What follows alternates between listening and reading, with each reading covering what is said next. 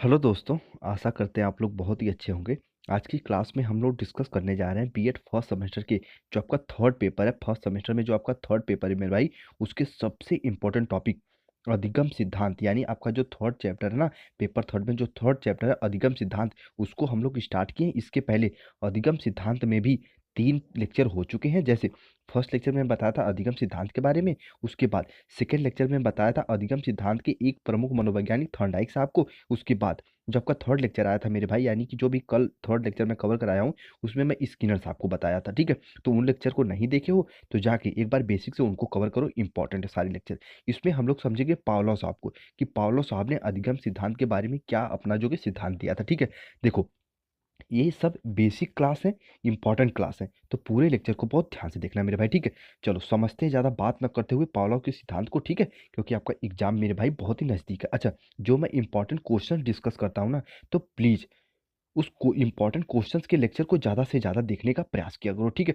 उसमें मैं जो क्वेश्चन बताता हूँ ना एग्जाम में, बिल्कुल वही क्वेश्चन देखने को मिलेंगे। ठीक है, चलो वो भी जो मैं क्वेश्चन डिस्कस करता हूँ ना, फुल एक्सप्लेनिंग के साथ डिस्कस करता हूँ, तो पूरा लेक्चर वो भी देखा करो जो इंपॉर्टेंट क्वेश्चन डिस्कस करता हूँ। ठीक है, चलो इसमें हम लोग समझेंगे पावलोव साहब को। देखो, पावलोव साहब को पढ़ाने से पहले मैं आपको 2 चीज़ें बताऊंगा, ध्यान से सुन लेना। देखो, पहला तो पावलोव साहब का जो सिद्धांत था उसको, उसका क्या नाम है, अनुकूलित अनुक्रिया का सिद्धांत। ये दिमाग में बना के रखना, जो पावलोव का सिद्धांत है उसको कहते हैं मेरे भाई अनुकूलित अनुक्रिया का सिद्धांत। लेकिन जब आप स्किनर को पढ़ रहे थे तो वो था क्रिया प्रसूत, लेकिन उसमें अनुकूलन नहीं था, इसमें अनुकूलित अनुक्रिया का सिद्धांत है। ठीक है, और एक बात पावलोव को शॉर्ट टिक में ये याद कर लो कि पावलोव भैया जोर देते हैं पूर्व ज्ञान पर, कि बच्चे जो कुछ भी सीखते हैं अपने पूर्व ज्ञान को जोड़ कर सीखते हैं। इसको कहीं नोट पॉइंट बना के लिख लेना कि भैया हिमांशु सर ने बताया था कि पावलोव साहब जोर देते हैं पूर्व ज्ञान पर, कि बच्चे जो कुछ भी सीखते हैं वो अपने पूर्व ज्ञान ज्ञान से संबंध करके सीखते हैं। ये बताए थे पावलोव साहब। आप समझ लो भैया, पावलोव का पूरा सिद्धांत आप लोग समझ चुके हो। ठीक है, अब थोड़ा सा मैं इसके बारे में बताता हूँ और आपका कंफ्यूजन क्लियर होगा। बस पेशेंस के साथ एक एक पॉइंट को सुनते और समझते चलो। ठीक है, चलो थोड़ा सा सबसे पहले पावलोव साहब के बारे में जानते हैं जो कि इंपॉर्टेंट है। देखो, अधिगम के इस सिद्धांत के प्रतिपादक, यानी अनुकूलित अनुक्रिया सिद्धांत के प्रतिपादक, आपके नोबेल पुरस्कार के विजेता रूसी शरीर शास्त्री आईपी पावलोव साहब हैं। देखो, आईपी जो कि आपके पावलोव साहब है ना, उन्हें नोबेल पुरस्कार भी मिला था इस सिद्धांत के लिए। ठीक है, अनुकूलित अनुबंधन सिद्धांत के लिए मेरे भाई। ठीक है, देखो पावलोव ने 1990 में सहज अनुक्रिया को उद्दीपन से संबंध करके अध्ययन प्रारंभ किया था। यानी ये भी स्किनर की तरह भैया सहज क्रियाओं पे भी अपना अध्ययन प्रारंभ किए। जो कुत्ते का भोजन लाया तो कुत्ते ने लार टपकाना प्रारंभ कर दिया, तो वो सहज क्रिया ही तो हुई। और फिर सन 1904 में पावलोव ने अपने प्रयोगों के आधार पर अनुकूलित अनुक्रिया की अवधारणा विकसित किया। 1904 में पावलोव साहब ने अनुकूलित अनुक्रिया की धारणा को विकसित किया। इसी अनुकूलित अनुक्रिया की अवधारणा से अधिगम के अनुकूलित अनुक्रिया सिद्धांत का प्रतिपादन किया। मेरे भाई इस पॉइंट को कहीं नोट करके लिख लेना। ठीक है, चलो ये इतने पॉइंट इंपॉर्टेंट थे। ये तो इनके बारे में थोड़ा सा देखो, इनके जो सिद्धांत है वो कई नामों से जाने जाते हैं। ठीक है, देखो जितने मनोवैज्ञानिक है ना, वो उनके सिद्धांत कई और नाम से जाने जाते हैं। जब मैं थॉर्नडाइक को बताया था तो उसमें भी उनके सिद्धांत कई नामों से जाने जाते, इसी प्रकार ये भी जो सिद्धांत है वो कई नामों से जाना जाता है। जैसे देखो, इनका जो फर्स्ट नाम है इनके सिद्धांत का, वो है मेरे भाई पावलोव का अनुकूलित अनुबंधन सिद्धांत। उसके बाद सेकंड इनका नाम है शास्त्रीय अनुबंधन सिद्धांत, जिसे क्लासिकल भी कहते हैं। देखो यहाँ पे क्लासिकल ना यही इसका है, लेकिन इसको थोड़ा सा अलग अलग करके नाम हम लोग जानते हैं, ताकि कभी कभी यूपी टेट या फिर सीटेट में पूछ लिया जाता है। आप में क्या है कि आपके कॉम्प्रिहेंसिव टाइप क्वेश्चंस आते हैं, तो यहाँ पे ऐसा कुछ पूछता नहीं, लेकिन अपने दिमाग में बना के रखना। ठीक है, उसके बाद थर्ड पॉइंट है संबंध प्रत्यावर्तन या फिर सहज क्रिया द्वारा सीखना। जैसे स्किनर साहब फोकस करते थे सहज क्रियाओं पर, कि देखो स्किनर साहब क्या करते थे, जो आपकी कबूतर थी तो उस पे क्या उसकी सहज क्रिया क्या होती है, भोजन खाना सहज क्रिया ही तो है। आप एक दिन में सबसे ज़्यादा कौन सी क्रिया करते हो, भोजन खाना। तो उसी प्रकार से जब ज़्यादा से ज़्यादा भोजन खाओगे तो तथ्य जो कितने भैया तथ्य हैं उनका की संकलन कर लोगे। इसी प्रकार जो आपके पावलोव साहब हैं वो भी सहज क्रियाओं द्वारा सीखने पे ज़्यादा की प्रयोग किए। ठीक है, तो चलो अभी आगे मैं इनके सिद्धांत को समझाऊंगा, तो परेशान नहीं होना। ठीक है, चलो थोड़ा सा इसे समझो, ये इंपॉर्टेंट है। देखो, इस सिद्धांत का आधार प्राणी द्वारा की जाने वाली सहज स्वाभाविक क्रियाएं हैं, ठीक है। पावलोव का कहना है कि जब, देखो यहाँ से इंपॉर्टेंट पॉइंट स्टार्ट हो रहा है, पेशेंस के साथ इसे समझ लेना, ठीक है। देखो, पावलोव का कहना है जब कोई प्राणी किसी उद्दीपक के संपर्क में आता है अथवा उससे प्रेरित होता है तो उसके शरीर के संबंधित अंग स्वाभाविक रूप से अनुकूलन क्रियाएं करते हैं। मेरे भाई, पावलोव साहब का क्या कहते हैं कि जब कोई प्राणी किसी उद्दीपक के संपर्क में आता है, उससे प्रेरित होता है तो उसके शरीर के संबंधित अंग स्वाभाविक रूप से अनुकूलन क्रियाएं करने लगते हैं, ठीक है। ये भी फोकस करते हैं मेरे भाई कि सबसे पहले रिस्पॉन्स होता है, ठीक है। तो इसको दिमाग में बना के रखना, अभी मैं आगे और भी अच्छे से समझाऊंगा। पावलोव के अध्ययन में यह पाया गया कि स्वाभाविक उद्दीपक के लिए स्वाभाविक प्रतिक्रिया तथा अस्वाभाविक उद्दीपक के लिए अस्वाभाविक प्रतिक्रिया का होना आवश्यक है। इस प्रकार से जो अनुक्रियाएं होती हैं वह सीखने या अधिगम में परिवर्तित हो जाती हैं, ये कहते हैं हमारे पावलोव साहब, ठीक है।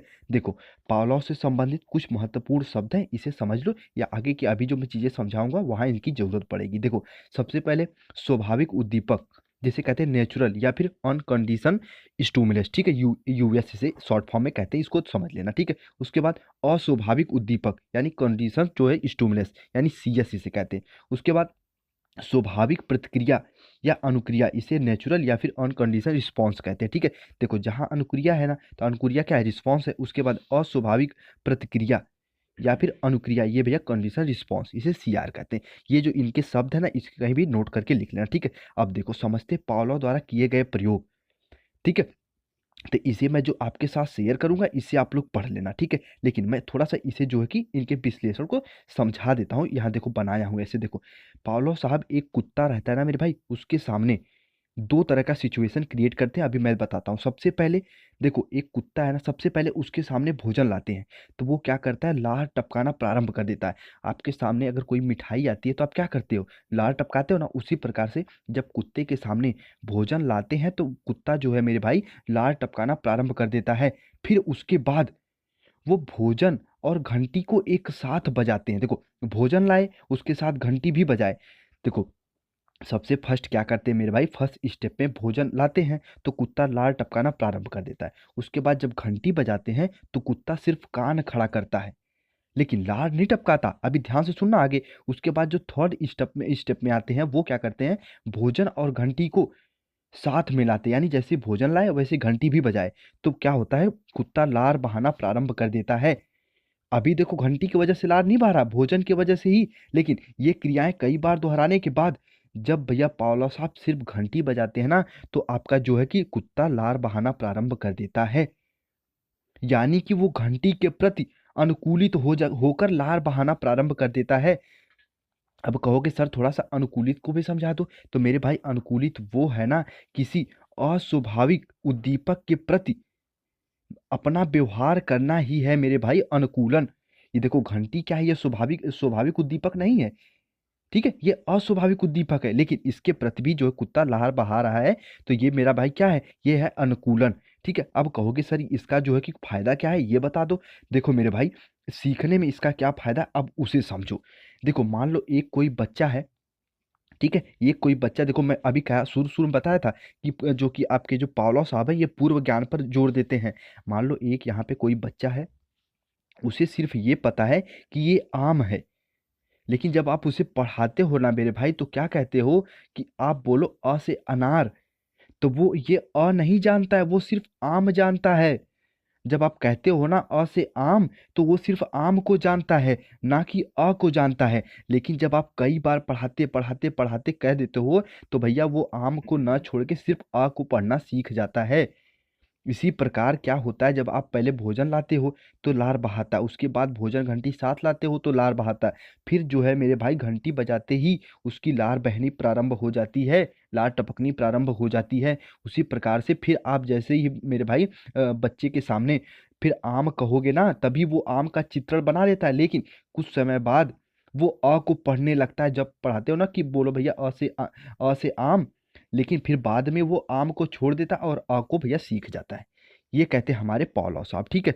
चलो, पावलोव साहब का एक शब्दों में कहो तो पावलोव कहते हैं कि जो बच्चा जो कुछ भी सीखता है वो पूर्व के ज्ञान से जोड़कर सीखता है। ये कहते हैं हमारे पावलोव साहब, ठीक है। इस तरीके से आप लोग इसे कि मैं आपको समझाने का प्रयास किया हूँ पावलोव साहब को, तो आप लोग इसे अच्छे से पढ़ लेना। आपकी जो मैं समझाया हूँ बाकी वो ऐसे ही इसको लिखा हूँ, तो आप इसको भी जो है कि पढ़ के समझ जाओगे, ठीक है। जैसे ही घंटी बजाने से भोजन उसके सामने आ जाता है और वो क्या होता है, फिर दोबारा भोजन और घंटी साथ में बजती है तो लार टपकती है। फिर क्या होता है कि सिर्फ और सिर्फ घंटी बजती है और कुत्ते की लार टपकना प्रारंभ हो जाती है। इस प्रकार वो जो मेरे भाई घंटी के प्रति वो जो कि अनुकूलित हो जाता है। ये कहते हैं हमारे पावलोव साहब, ठीक है। देखो पावलोव साहब को अच्छे से समझाने का प्रयास किया हूँ।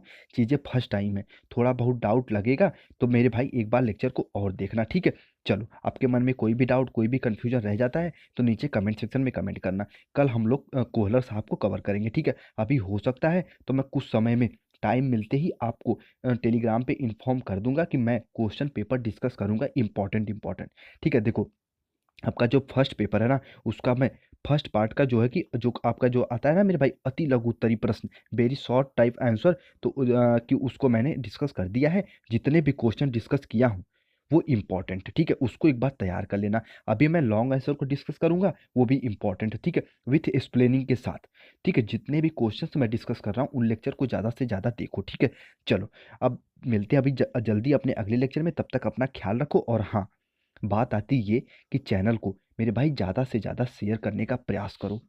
मैं आपके साथ 100% सच्चे दिल के साथ लगा हूँ, तो चैनल को ज़्यादा से ज़्यादा शेयर करो अपने फ्रेंड सर्कल में। जो लोग किसी महाविद्यालय में क्लास करने जाते हैं, किसी कॉलेज में क्लास करने जाते हैं, वो लोग तो अपने फ्रेंड के साथ बताओ उनको कि भैया यहाँ पे कोई फर्जी काम नहीं होता, यहाँ पे क्लासेस चलती हैं, वो भी बेसिक से समझाने का प्रयास होता है, ठीक है। और आपके हर कमेंट्स का मैं तुरंत से जब भी मुझे टाइम मिलती है मैं रिप्लाई देने का प्रयास करता हूँ, ठीक है।